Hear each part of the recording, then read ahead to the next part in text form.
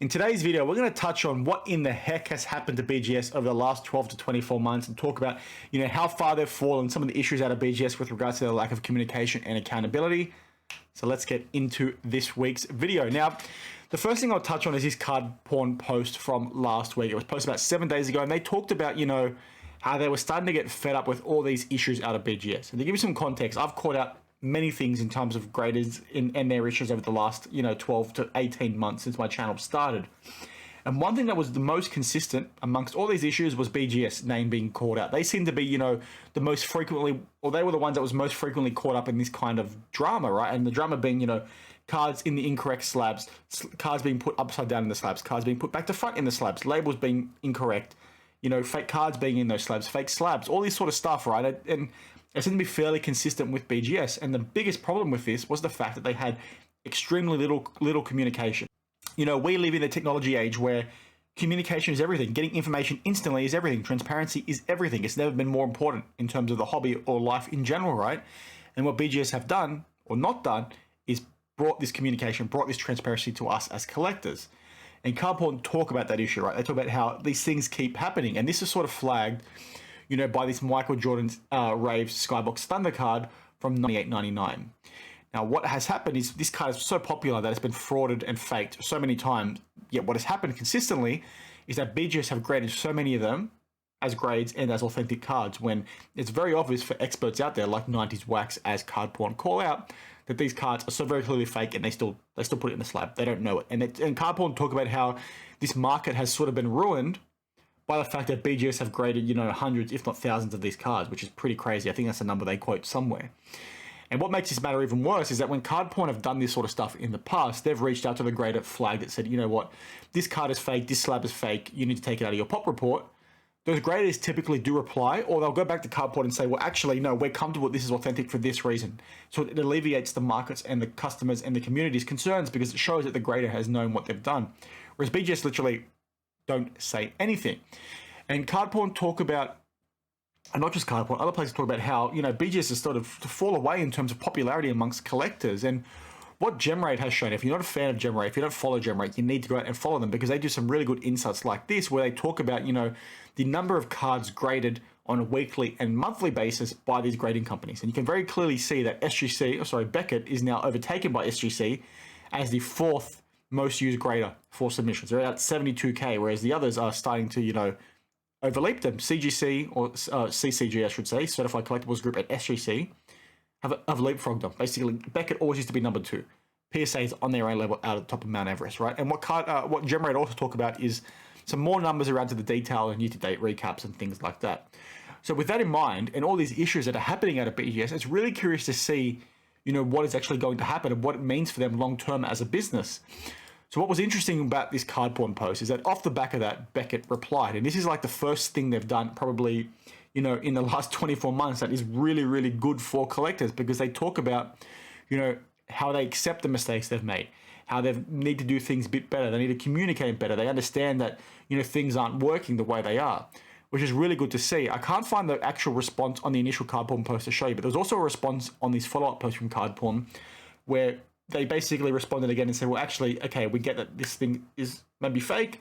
Let's have a chat in the DMs. We're happy to talk to you in 90s Wax, you being Card Porn, to try and identify that fake Michael Jordan that I showed you a little bit earlier. So the question here is this too little too late from BGS? And I'm really keen to get your thoughts on that down in the comments below, because if you look at what GemRate showed, right, BGS have fallen to number 4. And if you look at the prior months, basically BGS has consistently around that same number, okay? Which is really disappointing to see. And the question here is, from a submissions perspective, you've got all these new all these new customers entering, all these new collectors, all these new hobbyists have entered the hobby, okay? And they're not using BGS very clearly based on the numbers you're seeing. Everyone seems to prefer SGC or CCG group when not factoring PSA, okay? So the question then comes, you've got BGS that's propped up by these old school collectors because they've been number 2 forever, basically even split with PSA.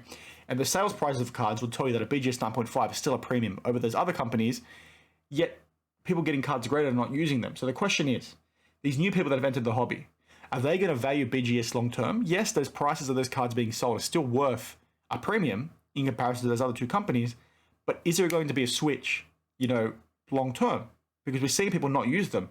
So because these new guys are not using them now, is SGC and CCG going to become the new norm moving forward? Are they going to start being a premium over BGS? That's what I'm really interested to see. And like the amount of issues I've seen out of BGS maybe speaks to that maybe being a potential reality, because it's just shocking the amount of mistakes they've made, the lack of transparency, the multitude of issues they've had are way worse than every other grading company that I've seen. And that's also factoring in the fact that PSA grades such a huge volume of cards. Yes, they do make mistakes on that level, but they're grading so many more cards, so of course the volume is going to be huge. But BGS volume is so low, they're still making ridiculous amounts of errors, and they're just shocking. The communication is so poor. Is this response from them that they're trying to sort their crap out, become more communicative? Is that too late? Who knows? And that's the point I want to get from you all down in the comments below, because I've had a few subscribers reach out, you know, with multiple cards they've got graded in the last 12 to 24 months that have had issues. Every order has had an issue from them. It's just crazy. I've seen people talk about how, you know, they've bought a card, mislabeled card off eBay, as an example. I saw on one of the posts, I think it might have been Card Porn, and they noticed the label was incorrect. So they sent it into BGS to get the label fixed. BGS turned around and said, well, actually, the grade we've actually given you is incorrect. So we're not going to give you the card back. We're going to sell it. We're going to buy it off you and take it out of the pop report. Not sell it, I should say. Which is shocking how they're doing things like that. Like, it's just, what other issues are happening out of BGS that we don't know about? You see all these little things. It's totally crazy. So I'm really keen to get your thoughts on that down in the comments below. Let me know if you've used BGS lately and what you've found. Maybe they've been fine for you. Let me know, actually, if you go into card shows and local card shops in the US, okay? If you're in the US and you're based there and you're seeing these kinds of things, let me know, are people still valuing BGS, you know, as the second premium behind PSA? Here in Australia, looking at eBay, I can see BGS still has that premium, okay? Looking at auction houses, BGS still has that premium. But I'm really keen to see what's happening down on the ground at these card shows. Are you seeing a change in sentiment from these collectors towards CSG and SGC? Because if you look at what SGC and CSG are doing, you know, their service is phenomenal. Their turnaround times are great. Their prices are affordable. You're getting tangible, like, cards back relatively quickly. And I don't know why I said tangible, but you get the point. The service you're getting from them is really good. You're getting fair grades. CSG listened to their collectors and listened to their customers, and they said, well, actually, you guys don't like the slab. We're going to change it. And they've come up with a new slab. So it's like a new label. That's really good. So these guys are doing these really cool things to try and win back customers or win new customers, take that second spot. They're all fighting for that second spot. Is that enough to change the sentiment of existing customers for BGS? That's what I'm really keen, like I said, to get your thoughts on. Are things changing down on the ground level? I can't see that here in Australia, but I'm really keen to get your thoughts on that because, you know, like I touched on a bit earlier, the fact that you've got these new customers flocking to these other two companies, yes, things might change when PSA opens up completely. Yes, things might change when BGS opens up completely. But right now, they're choosing other companies over BGS. So I'm really curious to see whether that changes not just cards being submitted, but also the sales price of these slabs long term. So bit of a rant, bit of a ramble there. I hope it made sense. I'm very keen to get your thoughts on that down in the comments below. So please share those down below. As always, thank you for watching, and I'll see you in the next one. Cheers.